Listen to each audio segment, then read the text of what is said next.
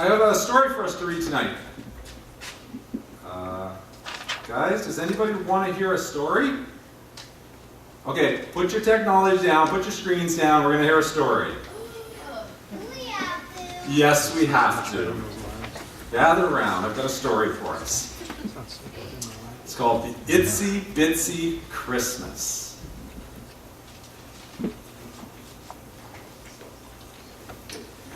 Bitsy, watch out! Itsy grabbed his little sister's tail and pulled her back just in time. The big wagon rolled past and splashed them with mud. Be careful, Bitsy.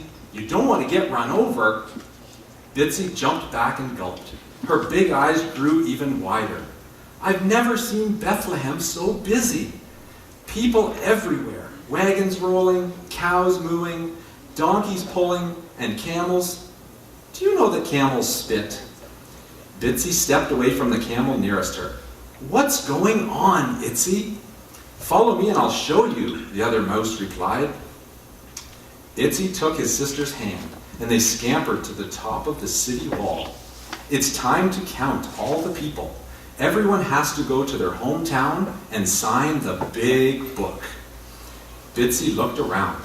This is a big day for Bethlehem. Big day indeed, said a deep voice behind them. Itsy and Bitsy turned. A donkey was talking to them. The mice were on the wall, so they could see him face to face. Whoa, you're big, said Itsy. I've never seen inside the nose of a donkey before. Ew-wee, Bitsy offered. Who are you? She asked the donkey. I'm Daniel from a faraway town. Are you here to be counted? No, he said very slowly. I am here because of the king. What? Haven't you heard? The king is coming to Bethlehem. But Bethlehem is an itsy-bitsy town, Bitsy explained. Why would a king come here? This king is special. He comes for everyone, big and small. Like us? Itsy asked. Like you. Bitsy turned, her whiskers bouncing. Itsy, we need to tell our friends. Yes, yes, Itsy agreed. They will want to come see the king too. The mice dashed between feet, hooves, and rolling wagon wheels and ran toward their stable. They scurried under the gate, up the stable post, and onto their favorite rafter. From their high spot above the floor, they could see all of their friends. Ruthie the mama horse was the biggest. Rowdy the rooster was perched on the rail. 6 sheep were crowded in the corner. Charlie the cow grazed on some hay, and Grumpy the goat sulked over in another corner. He never smiled. He was always mad at someone. Itsy cupped his hand over his mouth and squeaked, Okay, everyone, gather in. We need to talk. But no one moved.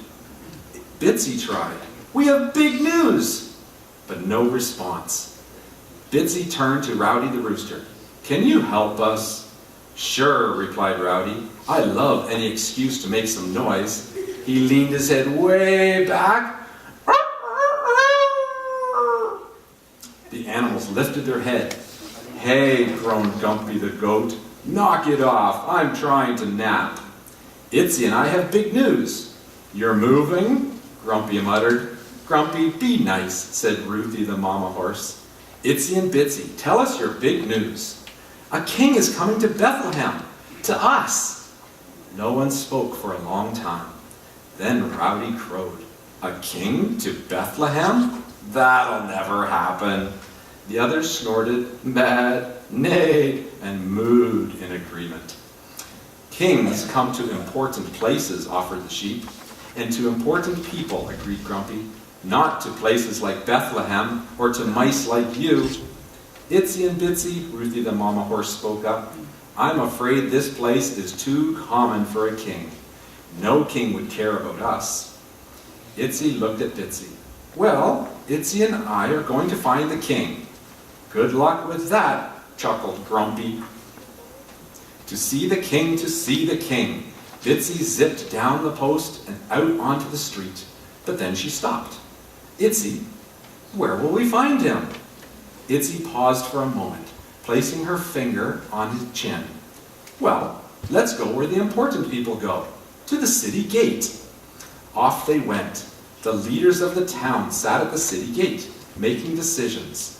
Bitsy stopped a wise owl sitting on top of the gate. "Mr. Owl," she shouted, "we hear that a king is coming to Bethlehem. Have you seen him?" "A king in tiny Bethlehem?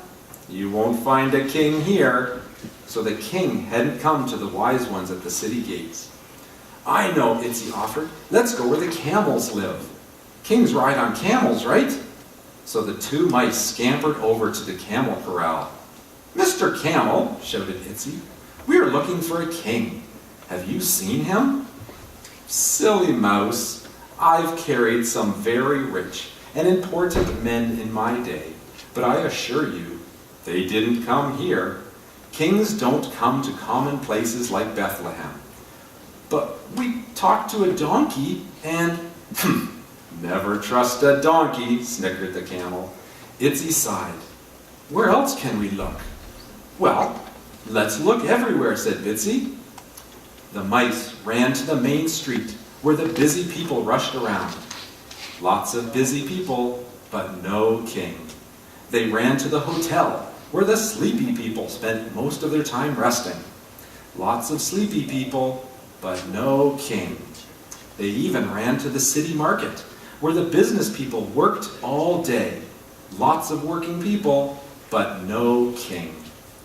Finally, Itsy and Bitsy began to get tired. It was getting dark. "Let's go home, Bitsy," Bitsy sighed. "Everyone is right. No king is coming for us. We aren't important enough."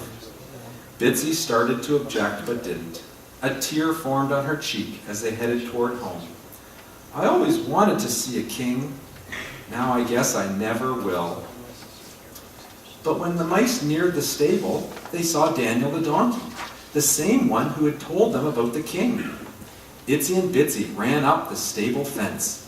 "We have looked all over the town for the king, and we couldn't find him." "Well," said Donkey in his low, slow voice, "you just did." Daniel motioned with his head to the center of the stable, where all of the animals stood in a circle.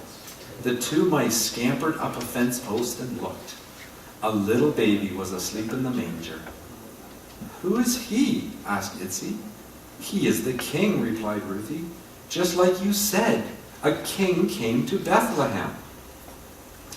"His name is Jesus," explained Daniel the donkey. "God sent him to love us, to help us, and to save us. He came for me, even though I laughed at you?" asked Rowdy the rooster. "And for us, even though we doubted you?" asked the sheep. "And me? I can get cranky sometimes," admitted Grumpy. Daniel smiled and nodded his big head. "God sent Jesus for us all." "Who would have thought," observed Itsy, "a king for everyone." A tiny tear of joy rolled all the way down Bitsy's nose. "He came," Bitsy said with a smile, "even for a little one like me."